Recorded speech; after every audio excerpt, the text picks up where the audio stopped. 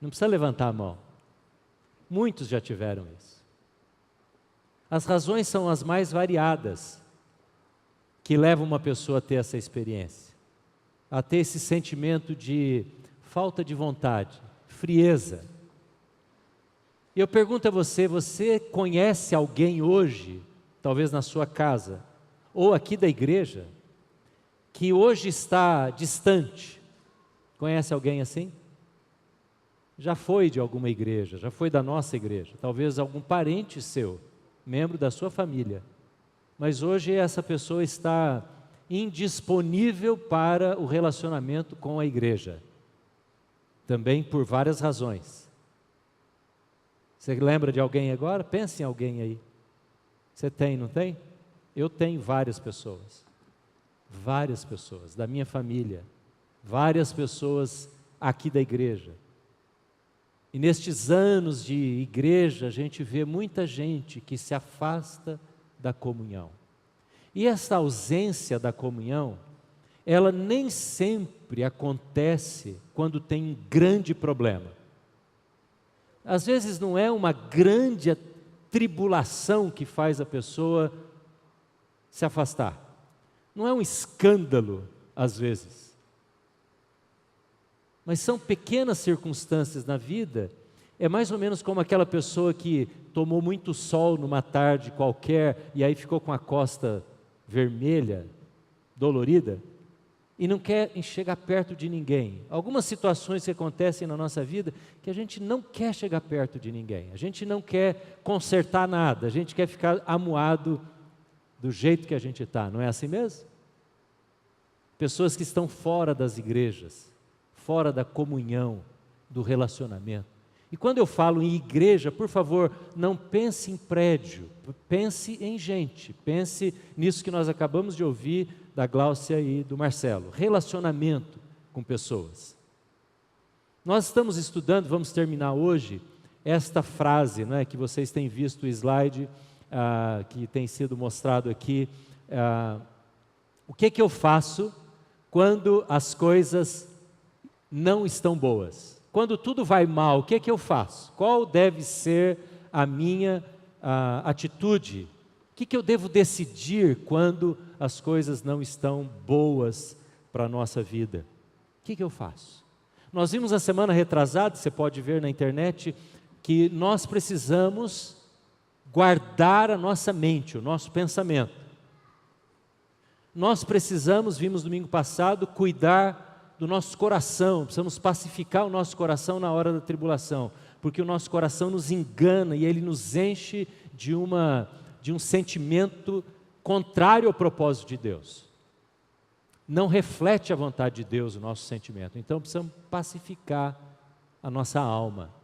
E hoje eu quero compartilhar com você a última decisão que nós precisamos tomar quando passamos por tempo difícil.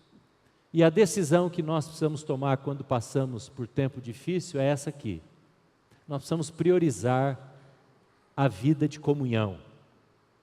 Priorizar a vida de comunhão. Isso é justamente o contrário daquilo que nós tendemos a fazer. Quando nós passamos por tempo difícil, a gente não quer ver ninguém, a gente está com mais desejo de se isolar. Mas nós precisamos tomar essa decisão baseado no plano de Deus para a nossa vida. Sabe por quê? Porque nós somos criados para os relacionamentos. Quando Deus decidiu nos fazer, Ele decidiu nos fazer a imagem e semelhança dEle. Façamos o homem, o ser humano, a nossa imagem e semelhança. E Ele imprimiu em nós esta necessidade de relacionar. De nos relacionarmos com pessoas, de termos gente, pessoas que possamos amar e sermos amados. Ele nos criou assim, e Ele estabeleceu a família para que pais amem os seus filhos, se relacionem. Não é, é uma criatura que depende do amor paternal e maternal durante anos e anos, diferente do reino animal, não é? Ele cria a família, Ele estabelece os relacionamentos, Ele cria uma coisa extraordinária, que é a amizade. A amizade entre duas pessoas, que pode ser uma bênção na nossa vida. É assim que nós vivemos no plano de Deus, no projeto de Deus, quando passamos por dificuldade. Mas, eu tenho que alertar você, eu e você somos propensos a não priorizar isso em nossa vida. E é sobre isso que eu quero compartilhar com você. Eu quero usar um profeta. Nós temos visto Lamentações nos últimos 2 domingos, e hoje eu quero convidar você a abrir a sua Bíblia no profeta Ageu. Ageu é um profeta pequenininho, tem apenas 2 capítulos. E olha, se você está com a Bíblia em papel aí, você talvez tenha dificuldade em achar onde está Ageu, hein? Agora, quem está com o celular aí fica diferente, né? Ageu é um profeta lá do Antigo Testamento. Nós temos os profetas que profetizaram antes do exílio da Babilônia, da destruição que nós falamos domingo passado e domingo retrasado. Muitos profetas anunciaram que o mal estava vindo sobre Israel, para que Judá, para que Jerusalém acordasse para a tragédia que ia acontecer, que eles se convertessem. Depois nós temos alguns profetas, 2 basicamente, Ezequiel e Daniel, que profetizaram no exílio da Babilônia, durante os 70 anos que durou o exílio da Babilônia. E depois nós temos 3 que profetizaram após a volta do povo, quando vieram de volta para Jerusalém. E um deles é Ageu. Eu quero convidar você a ler comigo Ageu. Esse é o contexto, é a volta do povo, depois de já ter voltado para Jerusalém. Ageu diz assim, no primeiro capítulo: no primeiro dia do 6º mês do 2º ano do reinado de Dário, ou Dario, a palavra do Senhor veio por meio do profeta Ageu ao governador de Judá, Zorobabel, filho de Sealtiel, e ao sumo sacerdote Josué, filho de Jeozadaque, dizendo, você pode ler em voz alta comigo, você que está em casa, leia aí, vamos lá? Assim diz o Senhor dos Exércitos, este povo afirma, ainda não chegou o tempo de reconstruir a casa do Senhor. Por isso a palavra do Senhor veio novamente por meio do profeta Ageu. Acaso é tempo de vocês morarem em casas de fino acabamento, enquanto a minha casa continua destruída? Agora vejam, agora assim diz o Senhor, vejam onde os seus caminhos os levaram. Vocês têm plantado muito e colhido pouco, vocês comem, mas não se fartam. Vocês bebem, mas não se satisfazem. Vestem-se, mas não se aquecem. Aquele que recebe salário, recebe-o para colocá-lo numa bolsa furada. Assim diz o Senhor dos Exércitos, vejam onde os seus caminhos os levaram. Ageu traz essa palavra de grande exortação ao povo de Israel.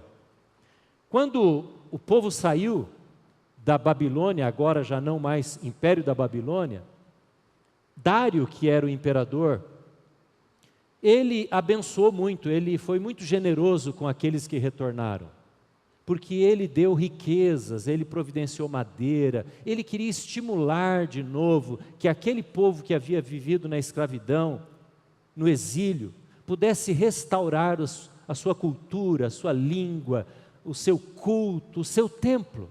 E ele então foi generoso e providenciou essas riquezas, e o povo então volta, e mais de 50 mil pessoas voltaram em alguns meses para a cidade de Jerusalém.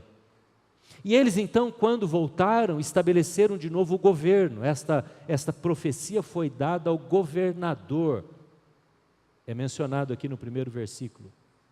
E foi dada também ao sacerdote, portanto, as práticas de culto já estavam sendo restabelecidas, quando Ageu se levanta para profetizar à nação.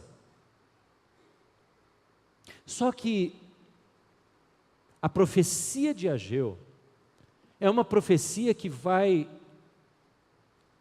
indagar o povo, que vai questionar o povo, que vai exortar o povo. Por que que vocês ainda não restauraram a minha casa, diz o Senhor. E quando, aí você pode ver no versículo 2, há uma expressão interessante aí, uma particularidade. Deus fala para Ageu o seguinte: este povo afirma, está assim na sua Bíblia? Este povo afirma. Na maioria dos lugares que Deus fala ao seu povo, Ele diz, o meu povo diz. Mas aqui Ele não usa o pronome possessivo, Ele diz, este povo diz. Deus está dizendo, vocês não estão agindo como meu povo, vocês estão sendo qualquer povo. Este povo diz.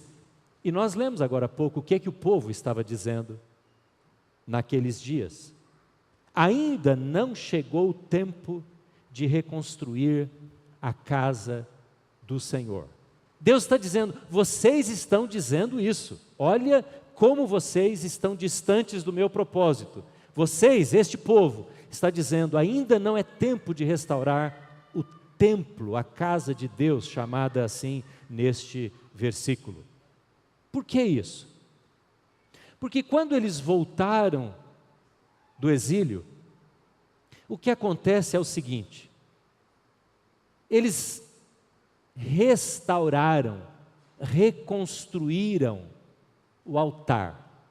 Pense comigo, o altar onde os sacrifícios eram feitos foi a primeira parte da construção a ser restaurada. E a gente pode pensar, não é, e concordar dizendo um bom início, uma boa maneira de começar a reconstrução, pelo altar, porque o altar era o lugar do sacrifício, onde os animais eram trazidos. E eles então trazem de volta o culto feito na privacidade, na individualidade, quando eram oferecidos os animais como símbolo do perdão do pecado. Então, quando alguém tinha lá uma ofensa cometida a Deus, eles pegavam, como de costume, segundo a lei de Moisés, e traziam um animal, traziam um cordeiro, traziam uma pomba, traziam, às vezes, cereais. E estes elementos, não é, estas carnes e estes cereais eram queimados, parte deles, no altar, o altar do sacrifício. Mas eles pararam a restauração do templo no altar. Passaram-se 16 anos e apenas havia um altar. Imagina uma espécie de uma mesa no céu aberto, onde havia sido anteriormente o grande templo de Salomão. Quando eles chegam lá, então, eles facilmente, de forma muito rápida, conseguem refazer o altar, porque era um elemento muito básico, uma mesa de pedra no templo. Mas eles se contentam com essa restauração. E quando Ageu recebe esta profecia, esta palavra exortativa, quando ele diz, ainda não chegou o tempo de restaurar a minha casa, ele estava falando para o povo, gente, vamos acordar, tem muita coisa para fazer aqui ainda. Os estudiosos e comentaristas deste profeta dizem que aquilo que Dario deu para o povo voltar e reconstruir o templo havia sido usado para benefício pessoal. Quando ele diz no versículo 4, versículo 3, ele diz aí, versículo 4 diz aí, acaso é tempo, veja se a sua Bíblia tem como a minha, acaso é tempo de vocês morarem em casas de fino acabamento? Talvez em algumas Bíblias esteja a palavra apaineladas. Significa que eles haviam colocado painéis na parede, talvez com aquela madeira de cedro que tinha vindo lá do Oriente, trazido de presente, dado pelo rei Dario. E eles haviam tomado aqueles bens de construção e haviam construído as suas casas. E agora Deus diz: vocês estão construindo casas finas, mas a minha casa continua ainda em ruínas. Esta é a palavra que está sendo dada de exortação. Agora, o que isso tem a ver conosco? Essa é uma história interessante, mas o que isso tem a ver comigo e com você? Tem a ver que nós, como cristãos, temos que ter passado, e eu creio aqui que todos já passaram, e se não, você hoje precisa dizer a Deus: Deus, eu quero isso para a minha vida, pela experiência da conversão. A conversão a Jesus é o altar da nossa vida. É a primeira coisa que precisa acontecer no aspecto da nossa espiritualidade, da nossa vida com Deus. Se não há conversão, não é possível ter o restante do templo sendo construído. Porque na conversão nós entendemos o sacrifício de Jesus.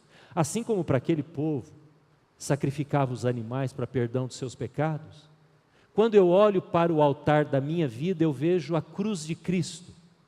É o centro da minha fé. É o centro da sua fé. A coisa que você mais precisa orar pelos seus familiares é para que eles tenham um altar construído, que é a presença de Jesus, a compreensão que a salvação não vem por obras, não vem por religiosidade, não vem por esforço moral, mas vem pela obra suficiente, completa de Jesus na cruz. Amém? Este é o altar que nós erguemos. Mas há muitas pessoas que depois de erguerem o altar, param por aí. E em algumas fases da sua vida se esquecem completamente das outras partes do templo. Porque além do altar, estavam as paredes em volta, que ofereciam o fechamento daquele prédio para abrigar as pessoas. Eles haviam, de fato, construído ou reconstruído os alicerces. Pense comigo. Aquele templo era feito de grandes pedras, talhadas pelos artesãos, na época de Salomão. Aquelas pedras estavam todas esparramadas pelo chão. As pedras dos muros, as pedras do templo. E você pode imaginar a dificuldade de alguém trabalhar com aqueles entulhos. Mas mais do que isso, trabalhar na reconstrução daquelas paredes, enquanto eles precisavam plantar, colher, edificar as suas próprias casas, cuidar do seu rebanho, cuidar dos seus filhos, cuidar dos velhos, cuidar daqueles que estavam chegando de volta a Jerusalém. Então, a gente poderia entender: puxa, mas tinha tanta coisa para fazer. Mas Deus é paciente, Ele espera 16 anos desde a volta, mas um dia Ele diz: por que vocês ainda não priorizam a comunhão? Por que comunhão? Porque o culto era realizado dentro do templo. As festas eram realizadas no pátio do templo. Mas o altar estava lá.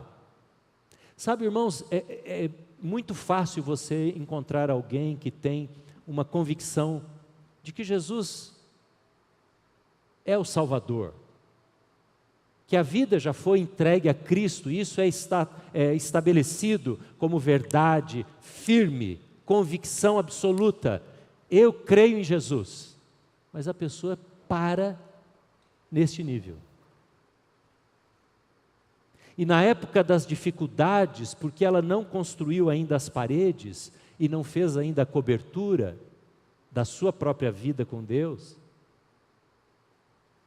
ela desanima. E os estudiosos dizem que a razão do povo não ter reconstruído as paredes do templo é porque eles estavam num choque de fé. um choque de fé. Talvez as pessoas que você se lembrou agora há pouco, que estão afastadas da comunhão, estão assim por causa de um choque de fé. O que significa isso? Para aquele povo significou o seguinte: o povo de Israel, na época do pré-exílio, antes do exílio, achava que, por terem um templo tão magnífico, onde a presença de Deus se revelava, lá não era fumaça produzida pela máquina, era fumaça real da presença de Deus. Havia uma manifestação tão poderosa da presença de Deus, que os sacerdotes tinham medo de entrar no templo. E eles achavam então, passaram a achar, que não se importava, Deus não se importava tanto com a devoção, a obediência, a submissão, a limpeza de vida, pecado abandonado, o erro, o testemunho, porque eles tinham o templo.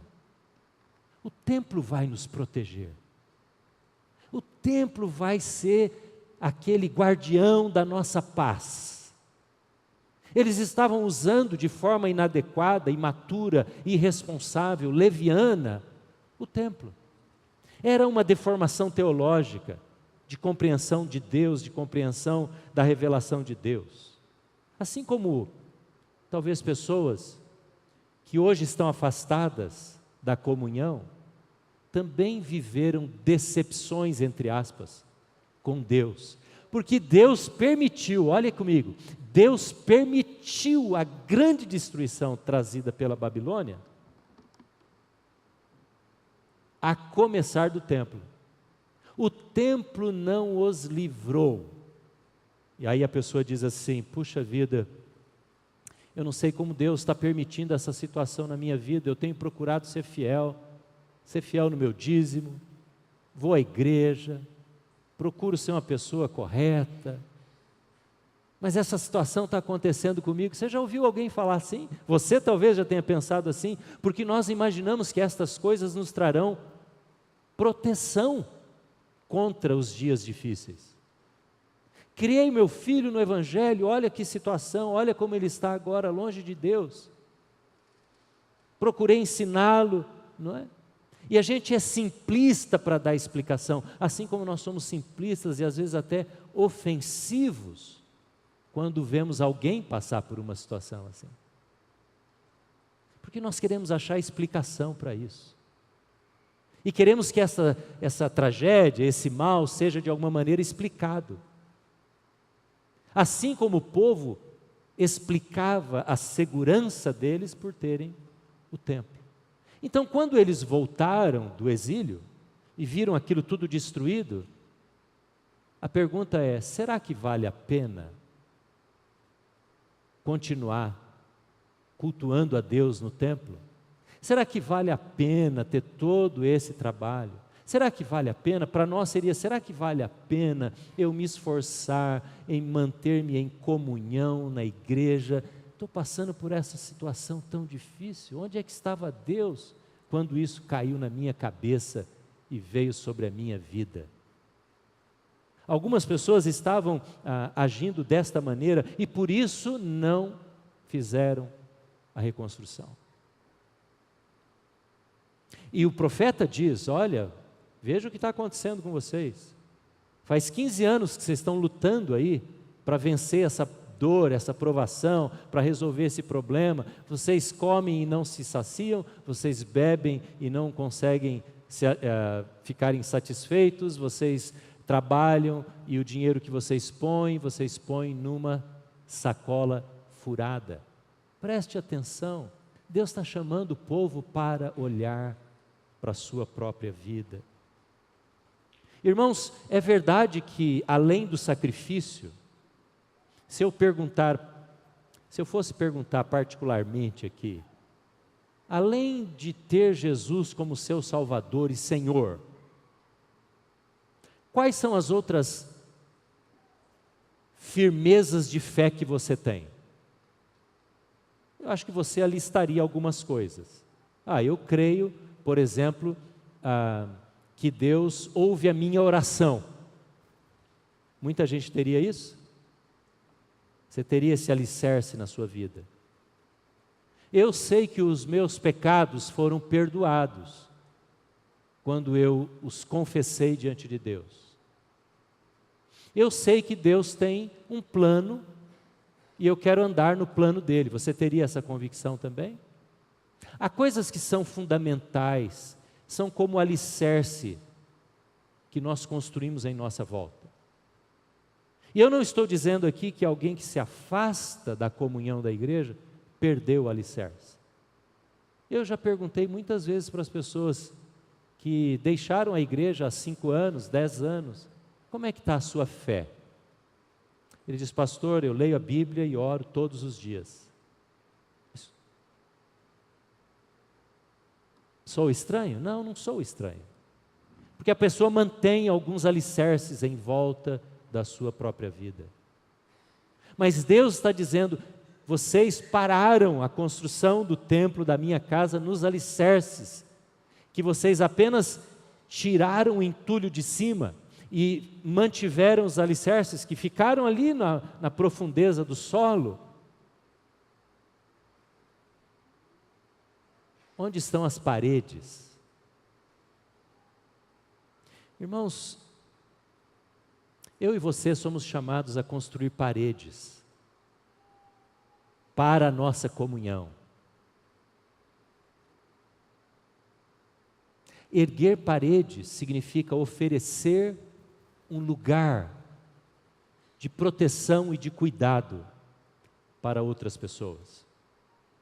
O que Deus está dizendo através do profeta Ageu é: vocês precisam arrumar o lugar onde o povo se reúne, onde as famílias se encontram, onde o culto coletivo é realizado. Não adianta vocês trazerem um animal, entregarem na mão do sacerdote, virarem as costas e voltarem para o seu trabalho, porque era assim que funcionava. A pessoa não ficava esperando o sacrifício ser realizado. Ela simplesmente entregava aquele cordeiro, que era devido, segundo a lei de Moisés, e ia embora para casa. Não era culto coletivo, não era oportunidade de encontro, de comunhão, de relacionamento. E Deus está dizendo, onde estão as paredes que eu quero que sejam edificadas para servir de comunidade, de ajuntamento? Onde estão os telhados deste templo para abrigar as pessoas? Onde estão? É isso que Deus está clamando e chamando o povo para uma conversão e uma mudança de vida.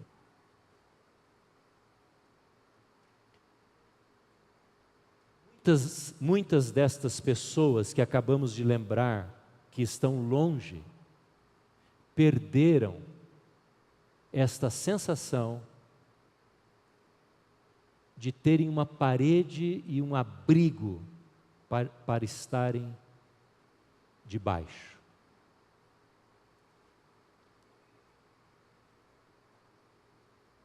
Essas pessoas perderam o senso de serem amadas, cuidadas, aproximadas. A igreja, quando ela vai experimentando o esgarçamento das relações, significa que as paredes da igreja, não estas aqui, as paredes da igreja, que é composta ou que são compostas das pessoas, que o teto que protege, que abriga as pessoas, está em decomposição e destruição e deszelo. Deus está nos chamando nesta noite para priorizarmos a restauração do templo por inteiro na nossa vida, por inteiro. Não adianta nós termos apenas a primeira experiência com Jesus, porque Jesus, quando nos salva, Ele nos salva para viver segundo a Trindade. Façamos o homem à nossa imagem e semelhança. Jesus cria a sua própria igreja para que ela seja a expressão da Trindade, para que ela seja a expressão maior e final do templo. Veja comigo o versículo 9 do capítulo 2. Há uma expressão que eu quero mencionar para você. Olha o que diz aí, o capítulo 2 de Ageu, no versículo 9. A glória deste novo templo. A glória deste novo templo. 2:9. Será maior do que a do templo antigo. Você pode repetir essa frase comigo? A glória deste novo templo será maior do que a do antigo. Na verdade, o que é isso? Amós está chocando o povo, ou Ageu está chocando o povo, causando um desconforto no povo. Sabe por quê?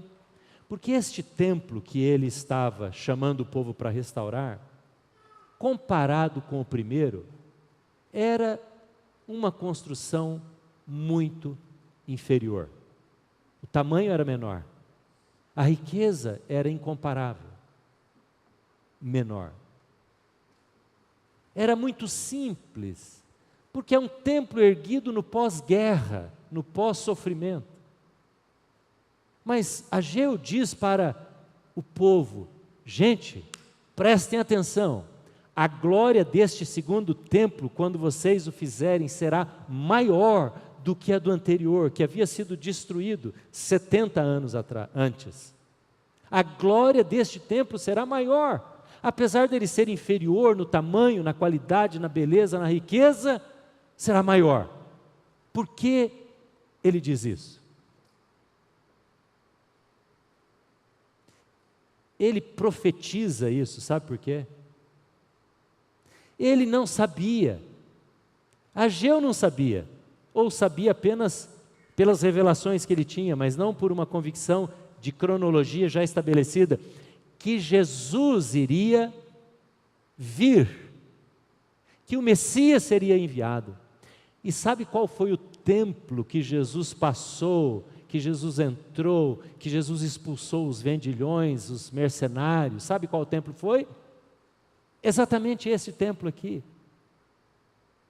Este templo que Ageu está requerendo a reconstrução, ele diz, a glória dele será maior, porque ele está profetizando que Jesus, o Rei da Glória, o Salvador, o Messias, aquele que de fato eliminaria a necessidade de templos, chegaria e traria a glória de Deus para quem entrasse e o visse no verdadeiro templo. Você compreende isso?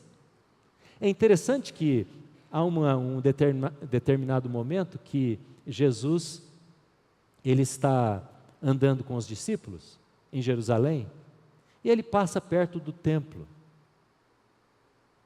E os discípulos dizem para ele assim: nossa, que templo lindo, né? Como é bonito o nosso templo. Esse templo aqui. Mas sabe por que ele ficou bonito? Ficou cheio de beleza?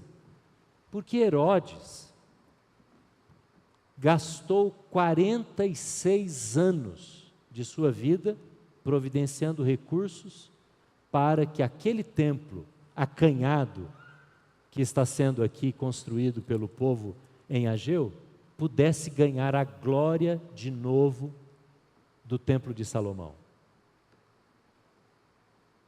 E aí Jesus ouve aquela observação e Jesus fala em mistério que ninguém entende. Ele diz assim: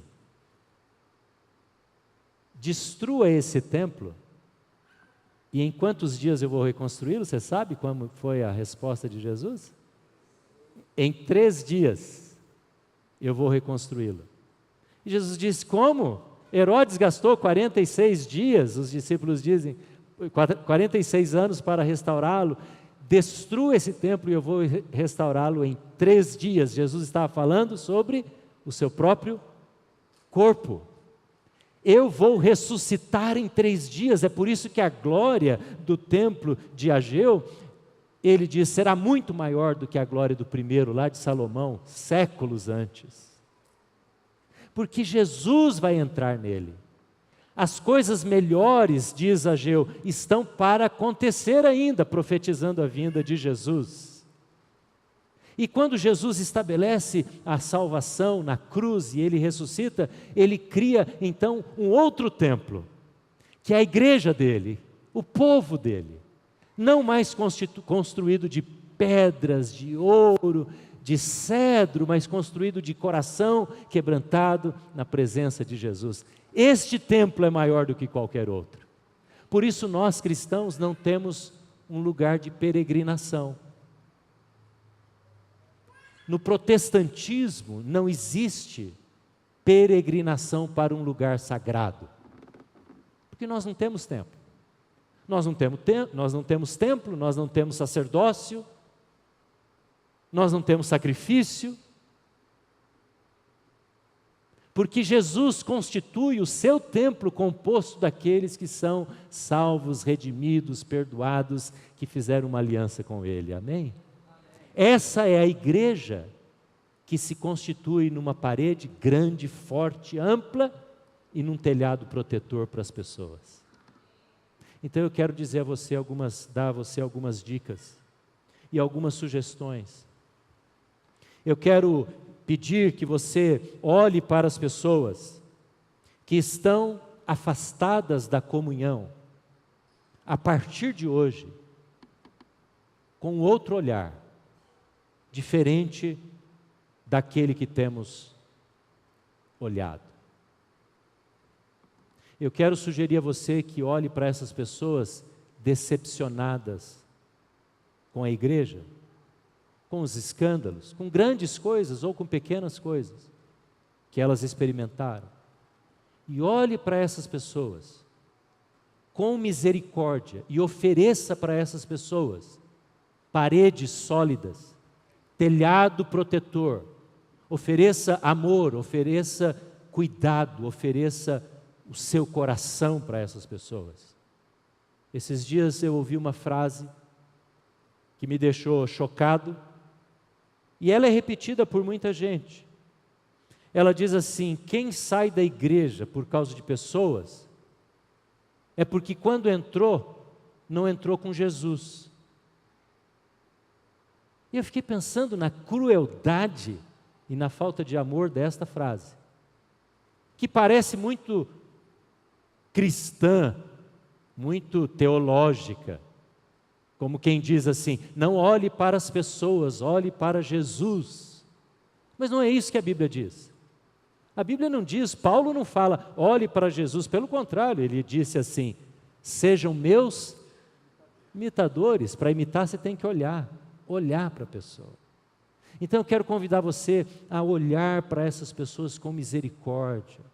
Nunca usar uma palavra que, ao invés de construir paredes e telhados protetores, vão colocar em ruína ainda mais a experiência daquela pessoa. Você conhece pessoas assim? Talvez você seja uma pessoa que está vivendo isso aqui no templo. Você está aqui hoje, mas você está numa crise de fé, porque você viu coisas, você ouviu coisas, e sofrer no ambiente da igreja com mau testemunho, com escândalo, é como você ser abandonado pela mãe. É algo que a gente nunca quer viver, é triste, é dolorido quando a gente vê numa casa um filho sendo abandonado pela mãe ou pelo pai. A gente não admite uma coisa dessa, que a igreja possa fazer isso. Mas ela fere, sim, e essa mesma igreja que fere pode ser a igreja que continua ferindo as pessoas. Eu quero chamar esta igreja, a nossa comunidade, a ser uma igreja que edifica paredes e coloca telhados protetores sobre a vida das pessoas. Amém? Essa é a glória maior, irmãos. Essa é a glória que a igreja tem o privilégio de experimentar. Não aquela que diz frases como estas: quem sai da igreja por causa de pessoas é porque não entrou por causa de Jesus. Ela entrou por causa de Jesus. Ela entrou por causa de pessoas. E ela saiu porque ela ficou doente, ela ficou amargurada, entristecida, enfim, ela viveu essa experiência negativa. E nós somos igreja que cura, igreja que abençoa, igreja que ama. E eu quero dizer a você, com todo o amor nesta noite, que você deixe que pessoas te amem, Eu gostei muito do testemunho que ouvimos agora há pouco, porque é difícil às vezes a gente deixar que as pessoas saibam das nossas dores. É difícil. A gente fica alérgico a pessoas, a gente não quer expor a nossa vida. Mas a igreja não se constitui de pessoas que apenas experimentaram o altar, o sacrifício de Jesus, a conversão. A igreja é constituída de pessoas que adoram a Deus, o louvor que é feito em comunidade, o cuidado mútuo e assim por diante. Eu não fico falando, você sabe disso. Eu não fico, e nós não ficamos aqui falando sobre células. A gente não fica dizendo, você precisa ir para uma célula. Não. A célula é uma oportunidade, como tem muitas outras oportunidades, de você cuidar de pessoas, você erguer paredes, nós erguermos paredes para proteger as pessoas que vêm até nós, que Deus traz até nós. Mas para isso nós precisamos nos dar, nos abrir. Na outra semana, dia 6, as células recomeçam. Quem sabe você pode, ao invés de olhar para as pessoas afastadas, você pode dizer, eu vou ser um promotor de comunhão. Eu vou ser um gerador de relacionamento, de cuidado. Essa é a vontade de Deus. Porque assim você vai fazer a glória da igreja de Jesus ser maior hoje na vida da pessoa, quando ela volta, do que quando ela estava.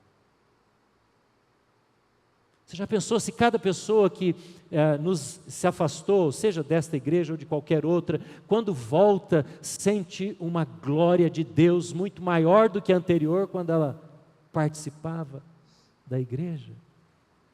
Que entusiasmo vai ser! Mas a gente vai se conformando e a gente também vai tomando os hábitos do nosso tempo. Uns dias atrás a gente estava falando sobre o culto online. Tem muitas pessoas participando do nosso culto agora e vão ouvi-lo outro momento. E a gente falou, vamos parar com o culto online para as pessoas voltarem para o templo? Sabe que tem hora que dá vontade mesmo, viu? Mas não é assim que a igreja age. Eu quero desafiar você a dar para os outros um pouco mais. Quero convidar você a orar hoje, agora, nós vamos orar já, e pedir ao Senhor, Senhor, me dá esses encontros sobrenaturais, que eu não estava esperando encontrar a pessoa, como a Gláucia citou aqui, o encontro dela com a Angélica no corredor do hospital. E você encontrar pessoas que estão com o altar destruído, com as paredes destruídas, que não quer culto, não quer comunidade, não quer relacionamento, que estão afastadas, porque viveram dias difíceis ou ainda estão vivendo, e você pedir, Deus me põe diante de uma pessoa, porque eu quero ser usado pelo Senhor, para ser um construtor de paredes e um elevador de telhados, amém? Faça isso, essa é a igreja de Jesus. Esta é a igreja que Jesus está chamando a gente para ser. Há pessoas que estão assustadas, pessoas que estão preocupadas, pessoas que estão falando em crise econômica, pessoas que estão apavoradas pelas notícias ainda, mas é para essas pessoas que nós temos que dizer, vem para a comunidade, nós vamos estar ao seu lado, e o que acontecer nós estaremos juntos. Essa é a igreja de Jesus.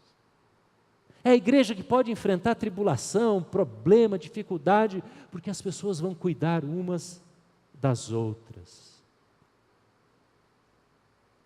Você está disposto a isso? Essa semana a Jane me contou uma ilustração, na verdade. Ela fez menção de uma árvore chamada sequoia. Na América do Norte tem muitas que passa até um carro no meio do tronco. Você já viu em filmes, em documentários? No Sul também. São árvores da família parecido ou parentes dos pinheiros. Eles são muito grandes, troncos enormes. E ela me disse que na pesquisa que ela estava fazendo, uma sequoia pode chegar a 120 metros de altura. Isso é um prédio de 40 andares. Você imagina uma coisa dessa? Os troncos gigantes. Mas há uma curiosidade nesta árvore. A raiz desta árvore não chega a 2,5 metros de profundidade. A gente sempre ouve, né, que a árvore, conforme ela vai crescendo, a raiz vai para baixo. A sequoia é diferente. Sabe por quê? Ela está sempre numa floresta de sequoias. E as raízes das sequoias, elas se entrelaçam. E elas vão fazendo uma trama. E quando a raiz de uma árvore vai tocando na raiz da outra e vai passando como que o tear, ela vai amarrando uma árvore na outra. E estas árvores dificilmente elas caem. E a proteção que esses parques de sequoias têm é para que ninguém destrua uma sequer, porque a morte de uma representa a morte de outra. E assim uma floresta inteira pode ser destruída. Nós somos sequoias, irmãos. As nossas raízes precisam estar entrelaçadas.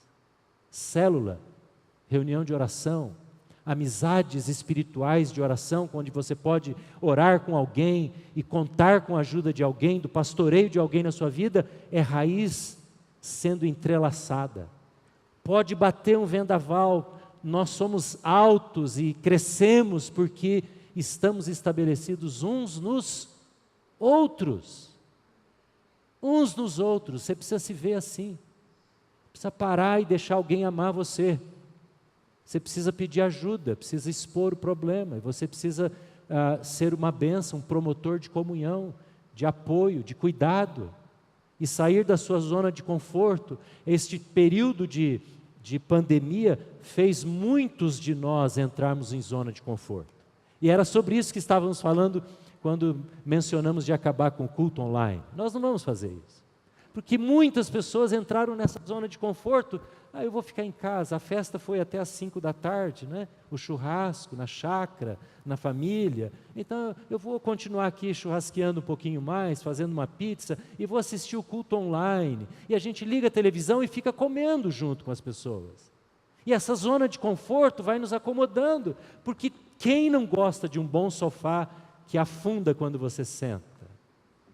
Quem não gosta disso? Quem quer trocar o sofá da sua casa por esse banco duro que nós temos aqui? Vamos fazer uma campanha para ter poltronas aqui? Vamos? Ó, eu estava esperando essa resposta agora.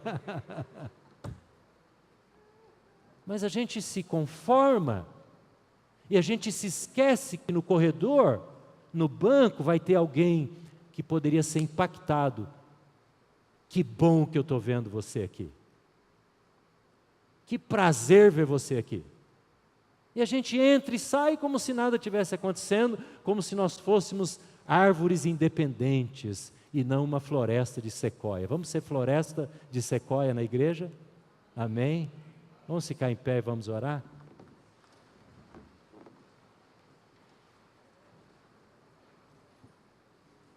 Eu não sei se você está passando por tempo difícil ou não, mas uma coisa eu sei, que você pode dar mais pela comunhão, pelo cuidado.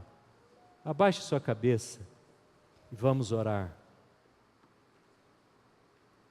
Ore comigo nesta oração de entrega, esta oração de quem quer se doar, primeiramente a Deus, e depois às pessoas. Anime o seu coração, diga: Senhor, eu quero ser usado pelo Senhor, eu quero encontrar pessoas que estão precisando de mim, da minha palavra, do meu conselho, do meu apoio, do meu amor. Ore para que pessoas abram seus corações para você, que Deus dê esses encontros sobrenaturais, divinamente preparados, Eu quero orar também por pessoas que talvez hoje estejam nesta crise de desânimo. Eu quero pedir que o Espírito Santo seja derramado sobre as nossas vidas e a nossa igreja seja este monumento vivo de acolhimento de pessoas. Talvez você esteja aqui há um mês, você é parte deste povo. Deus quer usar a sua vida. Ah, mas eu não sei nada, nem o altar ainda eu tenho. Hoje é dia de você entregar a sua vida a Jesus. Dizer, Senhor, hoje eu entrego a minha vida, ainda que eu não entenda muita coisa, mas hoje eu faço um pacto com Jesus. E eu quero levar essa aliança para os outros, essa bênção para os outros. Quero pedir que você venha aqui à frente, se você quer tomar alguma decisão, quem sabe amolecer o seu coração. Você tem mágoas, você se afastou, você sofreu escândalo, você olhando para a sua vida, há marcas negativas no seu relacionamento com a igreja. Vem aqui na frente, nós queremos orar. Ou se você está se dispondo hoje, Senhor, eu quero ser usado, eu quero restaurar as paredes deste grande templo que o Senhor está construindo, Jesus, nessa igreja. Vem aqui para frente, sai do seu lugar, vamos orar aqui. Você que está se oferecendo para ser usado por Deus, você que está querendo uma bênção do Senhor na sua casa, na sua família. Tem alguém afastado na sua casa? Vem aqui, traz o nome dessa pessoa aqui à frente. Não tenha vergonha, nós estamos no meio desta família do Senhor, no meio desta casa do Senhor. Nós vamos cantar uma vez, depois nós vamos orar por todos os que vierem aqui. Eu peço aos presbíteros com os seus cônjuges que venham aqui também, venham orar pelas pessoas, impor as mãos sobre as cabeças. Sai do seu lugar, vem aqui para frente, vem receber oração, vem entregar a sua vida a Jesus, vem pedir por pessoas.